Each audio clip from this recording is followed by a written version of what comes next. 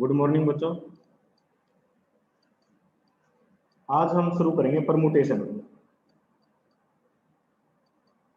Permutation मेरे ख्याल से सभी ने पहले पढ़ रखा है,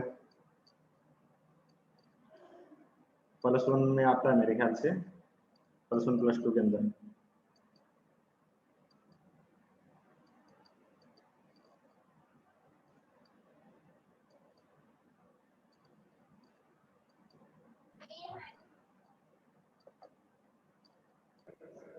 परमुटेशन, अगर मैं डेफिनेशन की बात करूं तो परमुटेशन क्या है?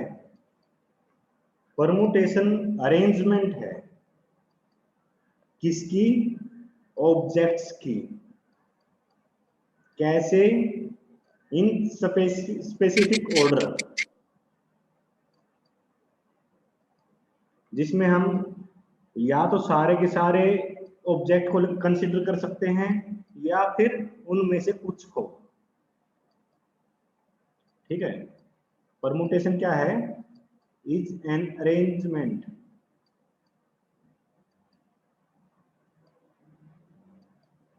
Of A number of objects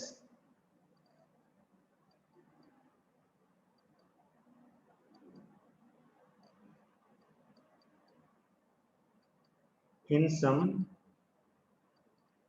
definite order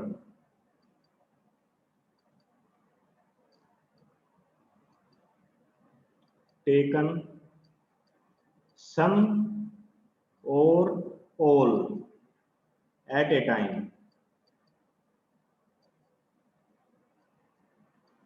arrangement है ऑब्जेक्ट्स की जिसमें हम किसी पर्टिकुलर ऑर्डर में है और जिसमें हम या तो कुछ ऑब्जेक्ट्स को कंसीडर करेंगे या फिर सभी ऑब्जेक्ट्स को कंसीडर करेंगे। ठीक है, लिखने का तरीका क्या होता है इसका? मान लिया कि भाई आपके पास टोटल n ऑब्जेक्ट्स है, n ऑब्जेक्ट्स है, ठीक। आपने उनमें से r ऑब्जेक्ट सिलेक्ट करने हैं। n टोटल ऑब्जेक्ट्स है, r ऑब्जेक्ट आपने सिलेक्ट करने हैं। तो लिखने का तरीका क्या होगा? n p r।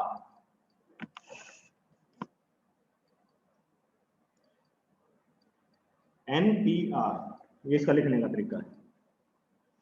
और इसकी जो वैल्यू होती है वो होती है n factorial divide by n minus r factorial. n p r किसके इक्वल होगा? n factorial divide by n minus r factorial.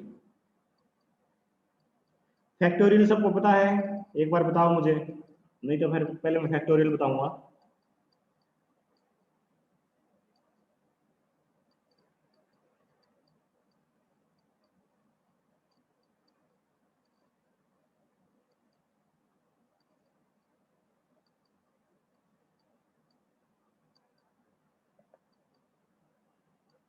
चलो, सबको पता है तो देखो, NPR मैं कह रहा हूं कि भाई ये इक्वल होता है आपका n factorial divide by n minus r factorial. और जो r है इसकी वैल्यू लेस देन और इक्वल हो सकती है n से, या तो लेस होगी या फिर इक्वल होगी।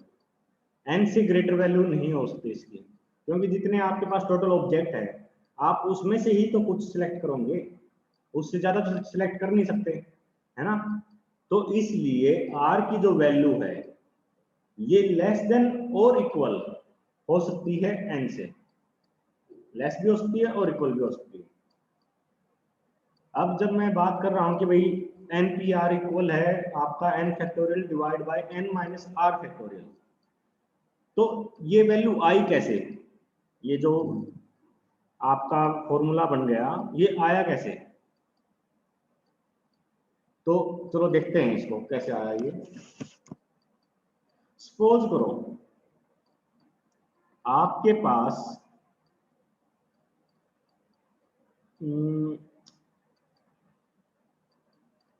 5 ऑब्जेक्ट्स है, 5 कुछ भी ऑब्जेक्ट मान लो, ठीक है। और इनको आपने क्या करना है, 5 प्लेसेस है आपके पास, 5 प्लेस मान लेते हैं, चलो एग्जांपल के लिए 5 प्लेस है, ठीक, और 5 ही ऑब्जेक्ट है, 5 प्लेस है, 5 ही ऑब्जेक्ट है। तो फर्स्ट पोजीशन पर जो आपकी फर्स्ट पोजीशन है, अगर आपने इसमें से सिर्फ पहली पोजीशन में फिल करना है तो आपके पास कितने केस बनते हैं, 5, है ना। 5 ऑब्जेक्ट है तो पहले प्लेस पे आप 5 में से किसी को भी रख सकते हो। दूसरा प्लेस है उसमें आप कितने को रख सकते हो, 4 को। तीसरा प्लेस है उसमें कितने को रख सकते हो, 3 को। नेक्स्ट प्लेस में कितने को रख सकते हो, 2 को, और उसके बाद 1 को, है ना। इस तरीके से करते हैं हम। तो अगर मैं इसको जर्नलाइज करूं,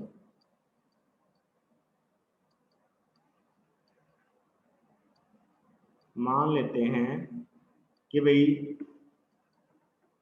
अपने पास n टोटल ऑब्जेक्ट है, हमने उसमें से सिलेक्ट करने हैं r permutations, n total objects है, ठीक है। तो जो आपने टोटल कितने सिलेक्ट करने हैं, r, 1 2 3 4, इस टाइप से टोटल r है।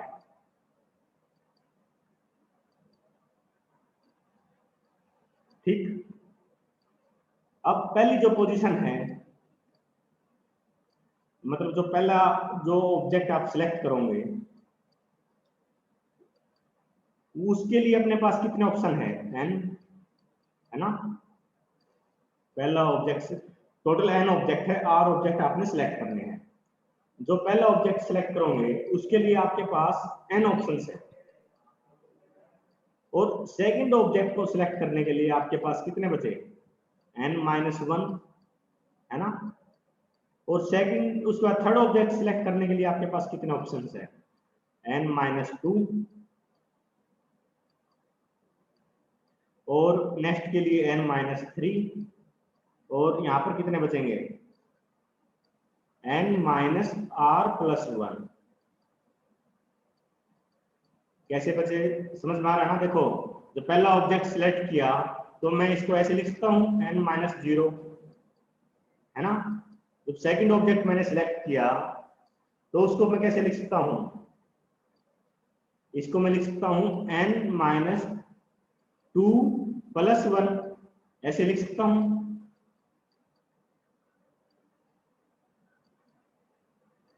सॉरी, यहां मैं गलती कर गया, ये माइनस आएगा, ये भी माइनस होगा आपका, ये प्लस नहीं माइनस आएगा। देखो, याद करने की कुछ जरूरत नहीं है, डायरेक्ट आप, मैंने भी अब जो ड्राइव किया था उससे मुझे अपनी गलती का पता चल गया। तो यहाँ n-2-1 ऐसे लिख सकता हूँ। जब इसको सोल्व करोगे तो ये बच गया n-1, है ना। तो सेम केस ये है, n टोटल है -r और उसके माइनस में 1। कैसे ड्राइव हो रहा है पता चल रहा है।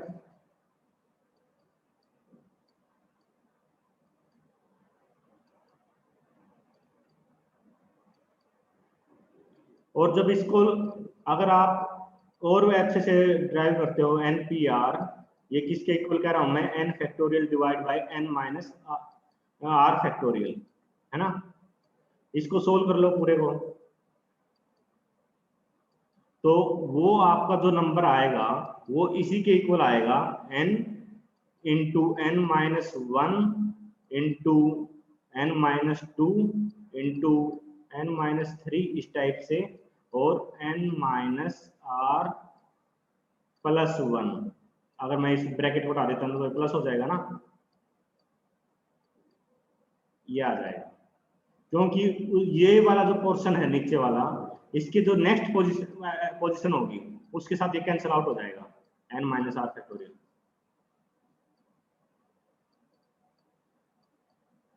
क्लियर है?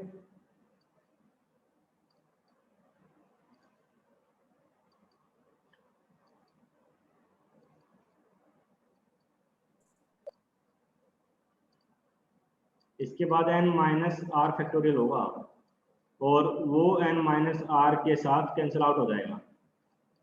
अगर आपको इसको पूरे को ड्राइव करते जाओगे ना आगे तक, तो आपका जो एंड रिजल्ट बचेगा वो यही होगा।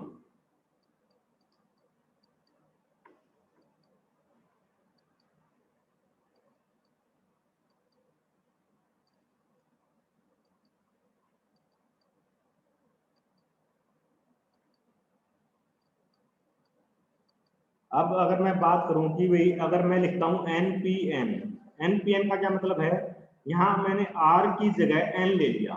इसका मतलब है मैं सारे के सारे ऑब्जेक्ट्स को सिलेक्ट कर रहा हूं, है ना।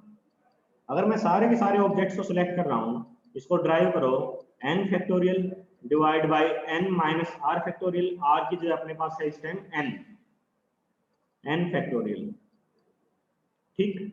ये हो गया आपका 0, n माइनस n 0, तो n factorial divide by 0 factorial, 0 factorial की वैल्यू होती है आपकी 1। ये आपका हो गया n फैक्टोरियल डिवाइड बाय 1।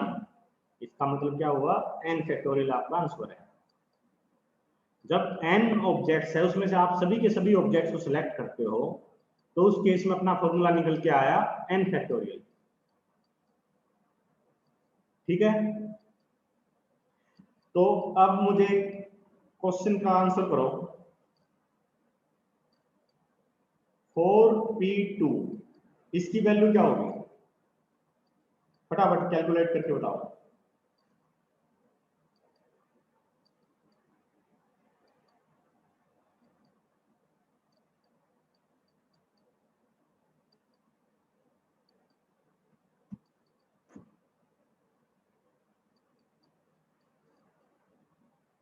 काफी ठीक है, खुशी गलत,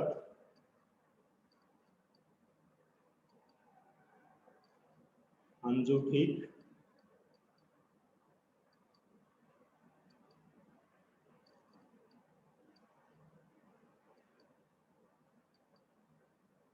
चेतना ज्योति ठीक,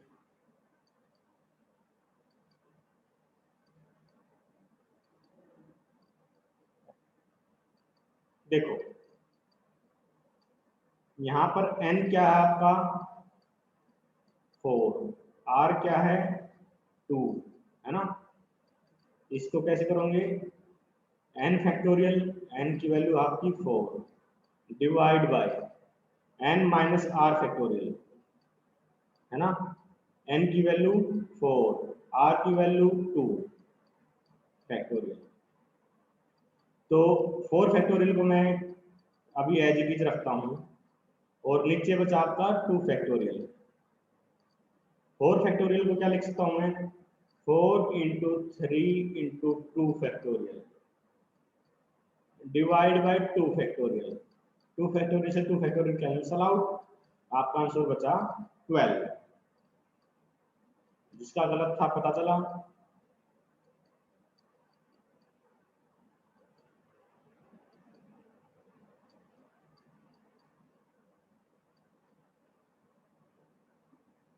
चलो नेक्स्ट क्वेश्चन बताओ। अगर मैं लिखता हूं, मान लेते हैं कि भाई 9p3, इसका आंसर बताओ मुझे।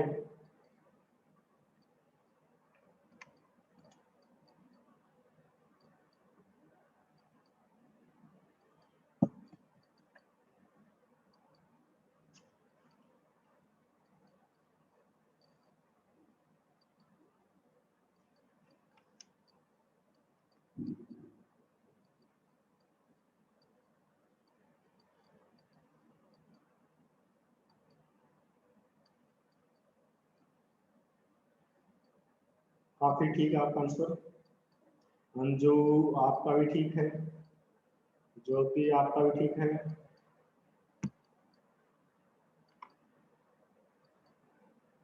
चलो देखो, यहाँ पर n की वैल्यू क्या है 9, r की वैल्यू क्या है 3।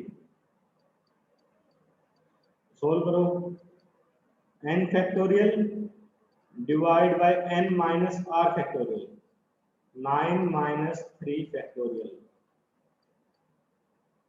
ठीक, इसको मैं लिख सकता हूँ 9 फैक्टोरियल डिवाइड बाय 6 फैक्टोरियल, और इसको मैं लिख सकता हूँ 9 into 8 into 7 into 6 factorial divide by 6 factorial. इससे ये कैंसिल आउट हो गया आपका, 9 इंटू 8 इंटू 7 ये बचा। इसकी वैल्यू देख लो कितनी होती है, कुछ बच्चे बोल रहे हैं 504, तो यही होती होगी लगभग। तो ये आपका आंसर आ गया।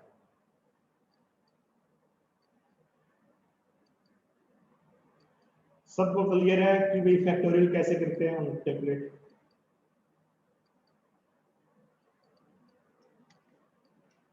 ये बेसिक करवाने का मतलब यही है कि भाई एक दो बच्चे जिसको डाउट हो उसका क्लियर हो जाए।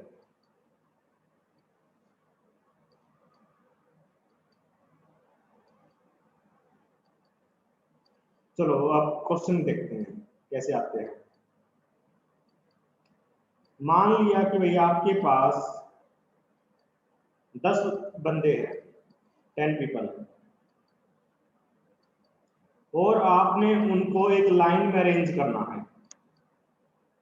10 लोग हैं, 10 लोगों को आपने एक लाइन के अंदर अरेंज करना है, तो टोटल नंबर ऑफ वेज कितनी हो जाएगी? कितने तरीकों से हम उनको अरेंज कर सकते हैं? फटाफट बताओ।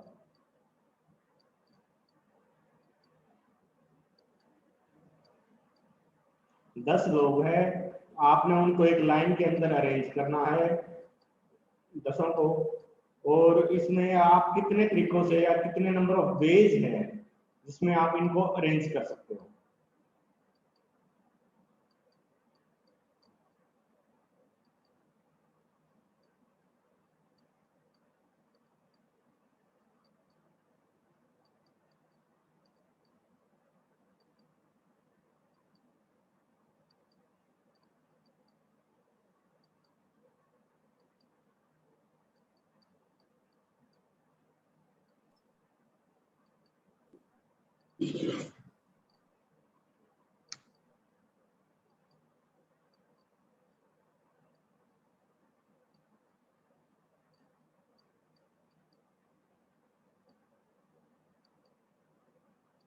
आवाज जल्दी बताओ।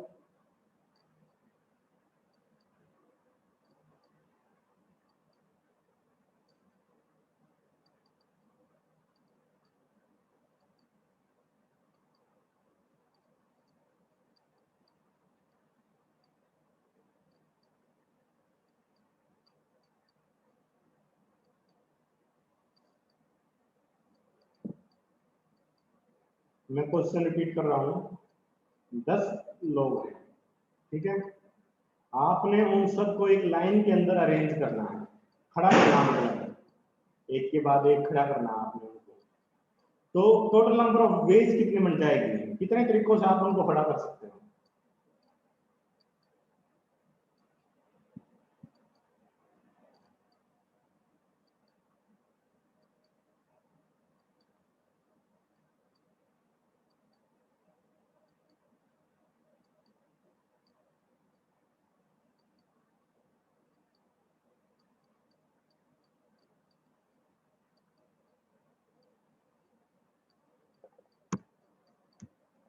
शाबाश, काफी।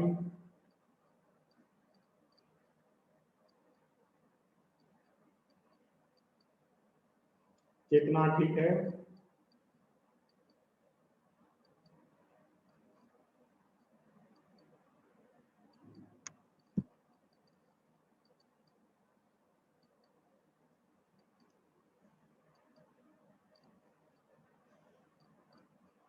देखो बच्चों, ऑनलाइन क्लास है, ऑनलाइन क्लास में आपको चीजें समझ में आ रही है नहीं आ रही है, मेरे पास सिर्फ एक ही तरीका वो पता करने का, आपसे मैं रिस्पॉन्स लूँ, यस नो या किसी फॉर्म में भी। तो रिस्पॉन्स दिया करो। 2-4 बच्चे ही रिस्पॉन्स दे रहे हैं, तो मेरे पास वही बात है कि मुझे पता है नहीं कि आपको समझ में आ रही है चीजें, नहीं आ रही है ऑनलाइन में, मुझे आप दिख नहीं रहे हो, फेस दिख नहीं रहा मुझे। प्रीति ज्योति ठीक है, अनु भी ठीक था, तो रिस्पॉन्स दिया करो बच्चों, ठीक है। आंसू ठीक है, अंजू भी ठीक है, शालू भी ठीक है, सबका ठीक आ रहा है ये तो, चलो बहुत अच्छी बात है। 10 आदमी है, आपने उनको अरेंज करना है, सिंपल सी बात। 10 पोजीशन है, 1 2 3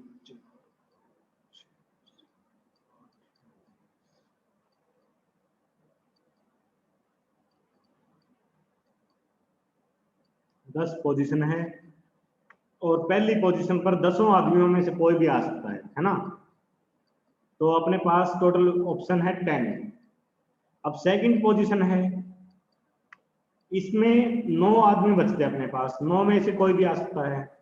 फिर नेक्स्ट में 8, उसके बाद 7, फिर 6, फिर 5 4 3 2 1, है ना।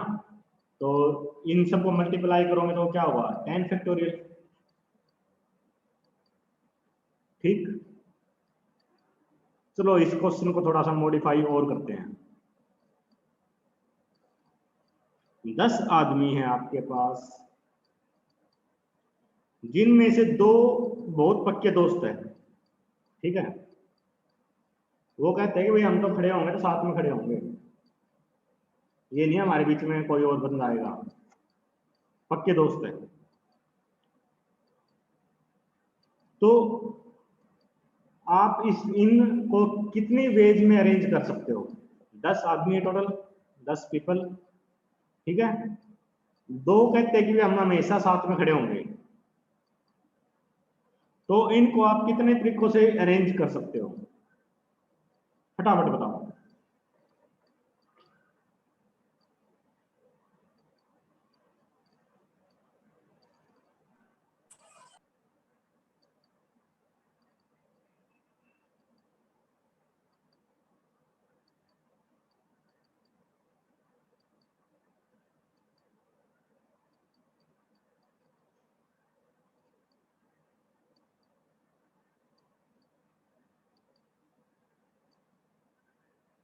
जो कि आपका गलत है। अंजू मैं आपका कह नहीं सकता क्योंकि बड़ी वैल्यू है, कैलकुलेट करनी पड़ेगी। काफी आपका आंसर गलत है।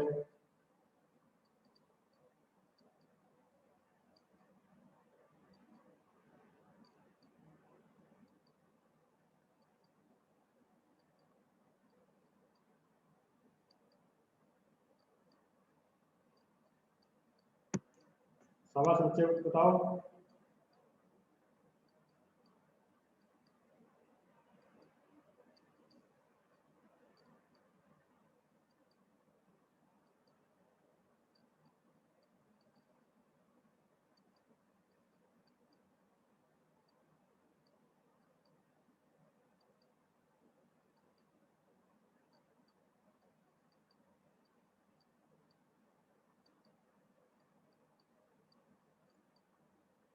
कोशिश करो बच्चों।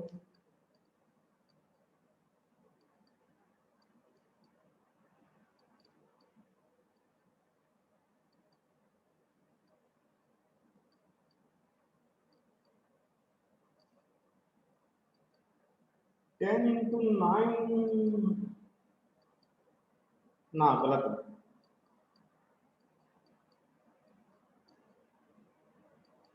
तन्नू गलत, अभी तक सबका गलत है आई थिंक। एक बच्चे का मुझे पता नहीं, उसका बड़ा आंसर था, कैलकुलेट करेंगे तो पता चलेगा। चलो मैं बताता हूँ आपको। 10 बंदे हैं अपने, ये खड़े हो गए लाइन में, ठीक है। वैसे खड़े अभी तो अरेंज हमने किए नहीं है, ठीक। अब 2 बंदे हैं, मान लेते हैं कोई भी 2 बंदे ले लो, पहला दूसरा ले लो या दूसरा तीसरा, कोई भी 2 बंदे अपनी मर्जी से ले लो। मान लिया कि मैंने ये 2 बंदे ले लिए, जो कहते हैं कि भाई हम तो पक्के दोस्त हैं मरने तक, ठीक, इनको कोई अलग नहीं कर सकता। अब एक ढंग से आप इसको ऐसे समझो, जो थर्ड और फोर्थ पोजीशन पर ये दो बंदे हैं, या थर्ड बंदा और फोर्थ जो बंदा है, ये दोनों साथ में रहेंगे हमेशा। इनको कहीं खड़ा कर लो, इनको उस बात से कोई प्रॉब्लम नहीं है कि मुझे यहाँ खड़ा किया है वहां खड़ा किया, लेकिन इनकी कंडीशन है कि वे हम खड़े होंगे तो साथ में खड़े होंगे, ठीक।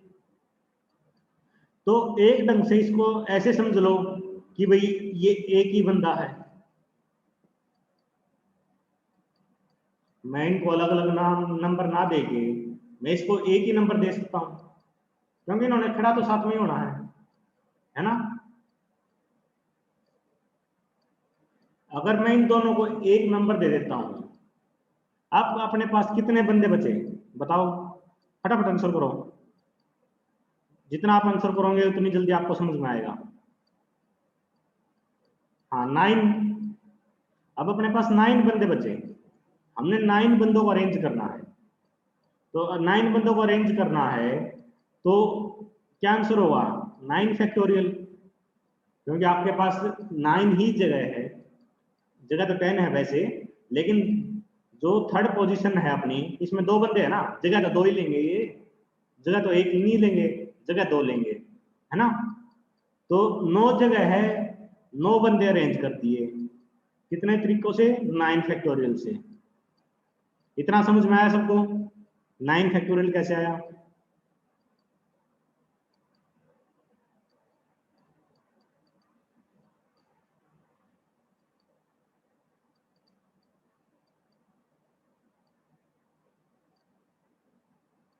किसी को डाउट है तो अभी पूछ लो, आगे मेरे पूछ लो। एक बच्चे को डाउट है। ओहो, देखो आपके पास टोटल कितनी जगह है, 10।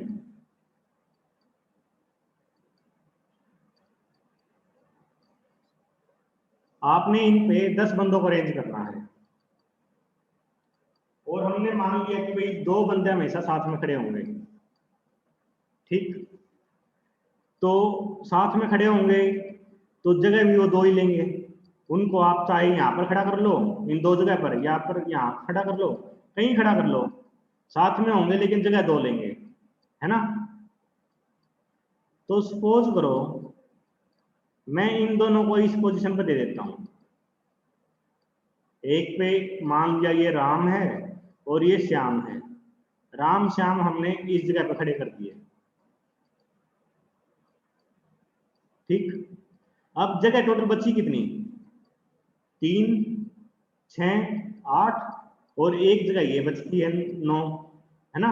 टोटल 9 जगह बची, क्योंकि ये जो पोजीशन है राम श्याम की, ये कहीं पर भी हो सकती है, यहाँ पर भी हो सकती है, इसको हम एक ही पोजीशन कंसीडर कर रहे हैं, दोनों को, बंदे दो आ रहे हैं, पोजीशन हम उसको एक कंसीडर करके चल रहे हैं।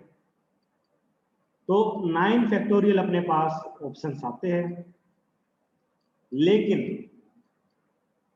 ट्विस्ट क्या है, राम श्याम कहते हैं कि हम एक साथ खड़े होंगे, लेकिन राम श्याम आपस में तो पोजीशन बदल सकते हैं। अभी राम फर्स्ट पोजीशन पर है, श्याम सेकंड पोजीशन पर है, श्याम फर्स्ट पे आ सकता है, राम सेकंड पे जा सकता है, ऐसा तो हो ही सकता है, एक साथ में तो अभी भी यही है ना। तो इसका मतलब क्या है, दो पोजीशन है इनके पास और दो बंदे अरेंज करने हैं, तो इसको हम कैसे कर सकते हैं, 2 फैक्टोरियल से, है ना। 2 फैक्टोरियल इंटू 9 फैक्टोरियल, क्यों, समझ में आया।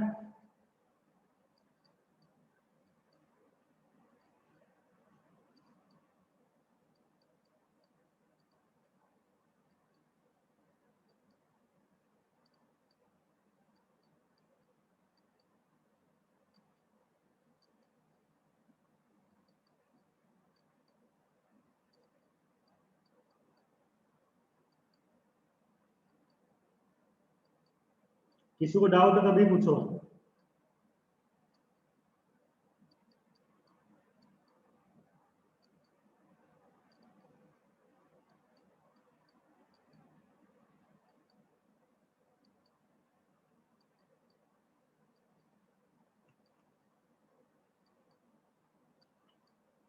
चलो किसी को डाउट नहीं है।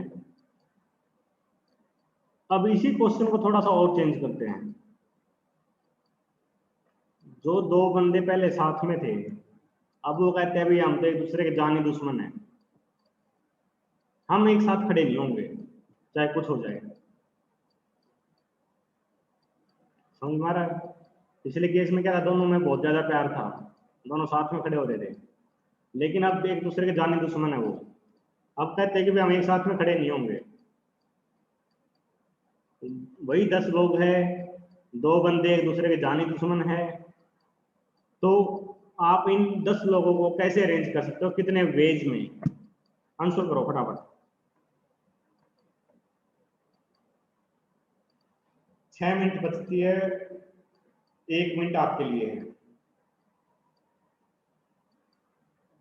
काफी गलत है।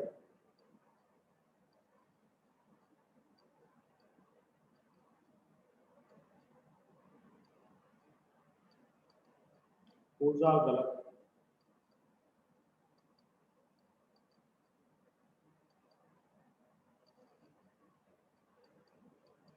रेमन गलत।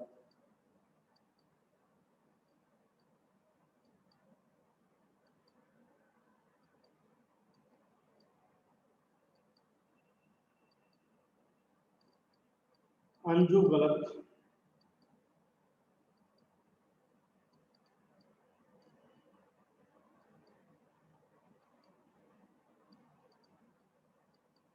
देखो, जब मैंने आपको पहला क्वेश्चन दिया था कि 10 लोगों को अरेंज करना है, तो आपके पास ऑप्शन की आंसर क्या था? 10 फैक्टोरियल। 10 लोगों को आप अरेंज करते हो एक लाइन के अंदर, तो आपका आंसर आया था 10 फैक्टोरियल। और इससे पीछे वाला जो क्वेश्चन हमने किया था, उसमें मैंने क्या कहा था कि भाई दो बंदे हमेशा साथ में खड़े होंगे। उस केस में आपका आंसर क्या आया था? 2 फैक्टोरियल इंटू 9 फैक्टोरियल, है ना? अगर, ध्यान से सुनो, अगर जो पहला ऑप्शन था जिसमें आप 10 लोगों को अपनी मर्जी से कैसे भी अरेंज कर सको, उसमें से अगर मैं माइनस कर दूं, उसमें से अगर मैं माइनस कर दूं जिसमें 2 लोग हमेशा साथ में खड़े होंगे, तो अपने पास क्या बचता है रिजल्ट? जिसमें हमेशा 2 बंदे एक साथ खड़े नहीं होंगे, कभी भी एक साथ खड़े नहीं होंगे, है ना? समझ में आया ये?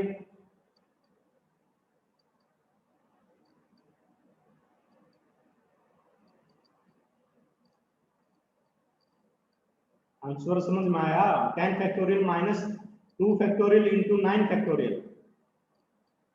अगर इसको और जनरलाइज करना हो तो मैं इसको ऐसे लिख सकता हूँ, 2 फैक्टोरियल इंटू 9 फैक्टोरियल। इसको मैं ऐसे भी लिख सकता हूँ, 9 फैक्टोरियल कॉमन ले लो, 10 माइनस 2 फैक्टोरियल। इसको मैं ऐसे भी लिख सकता हूँ, 9 फैक्टोरियल इंटू 8। इसमें किसको डाउट है? किसको क्लियर नहीं है आंसर?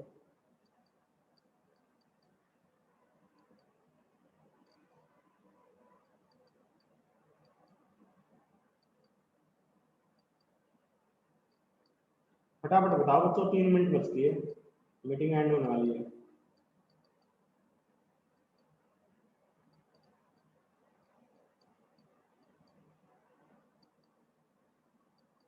आपके पास, इसको ऐसे समझो, ये एक सेट है। ये सेट कितनों का है? ये सेट है कि 10 बंदे कैसे भी अरेंज हो सकते हैं, ठीक है? इसमें से एक सबसेट है, ये सबसेट कितनों का है कि भी 2 बंदे हमेशा एक साथ खड़े होंगे। अगर मैं टोटल में से इस सेट को माइनस कर दूं, तो बचेगा कौन सा? जिसमें 2 बंदे कभी भी एक साथ खड़े नहीं होंगे, है ना? वही किया मैंने, टोटल में से माइनस कर दिया। रेमन, ये जो आप क्वेश्चन पूछ रहे हो, ये आप लास्ट क्वेश्चन और आंसर पूछ रहे हो। आप मेरे ख्याल से आप कौन सी क्लास को अटेंड कर रहे हो, पहले आप ये बताइए मुझे। आप फर्स्ट ईयर में हो या सेकंड ईयर में हो? आपको मेरे ख्याल से ये नहीं पता कि भाई कौन सा सब्जेक्ट चल रहा है, और ये इसका आंसर मैं कर चुका हूँ, ये आप दोबारा पूछ रहे हो कि ये कैसे आया। सब्जेक्ट कौन सा रेमन इस टाइम, कौन सा सब्जेक्ट अटेंड कर रहे हो?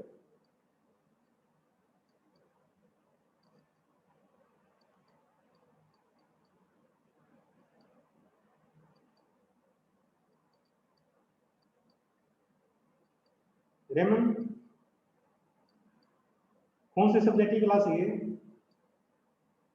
सब्जेक्ट का नाम बताऊंगा एक बार।